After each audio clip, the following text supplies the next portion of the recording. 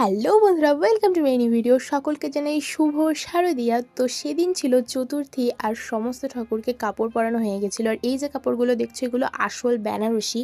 আর এদিকে যে সাজগুলো পরানো হয়ে গেছে সেগুলো দিদি কালকে অর্থাৎ তৃতীয়ার দিন এসে সবটা পরিয়েছিল। আর তোমরা যদি আমার আগের ভিডিও দেখে থাকো তাহলে জানবে যে এই গোটা ঠাকুরের যে গায়ের রং সে সবটা আমি করেছি।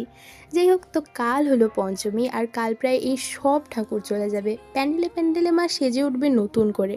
সবার জন্য মা আসছে, কিন্তু আমাদের জন্য তো এই মুহূর্তে বলতে হয় মা চলে যাচ্ছে। কাল আমাদের এই বাড়ি আর কারখানা একদম খালি হয়ে যাবে, সেটা নিয়েই একটা মন খারাপ। আবার আমরাও পরিবারের সাথে বান্ধবীদের সাথে মায়ের দর্শনে বেরোবো।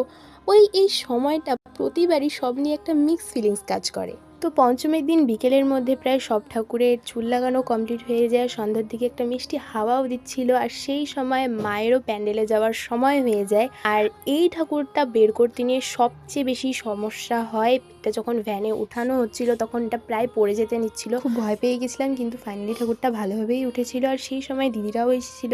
আর তারপর একে একে প্রায় সব ঠাকুর চলে যায়। আর ষষ্ঠীর দিন সকালবেলাই দেখো বাড়ির ভেতরটা কতটা ফাঁকা লাগছিল, আর মাত্র কয়েকটা ঠাকুর যাওয়াই বাকি ছিল। তো সেই সব ঠাকুরও একে একে চলে যায়। আর বিকেলবেলা তো বাড়িটা কারখানাটা জাস্ট একদম ফাঁকা হয়ে গিয়েছিল। তো যাই হোক, ভিডিওটা আজকের মতো এই পর্যন্তই। দেখা হচ্ছে নেক্সট কোনো ভিডিওতে। বাই।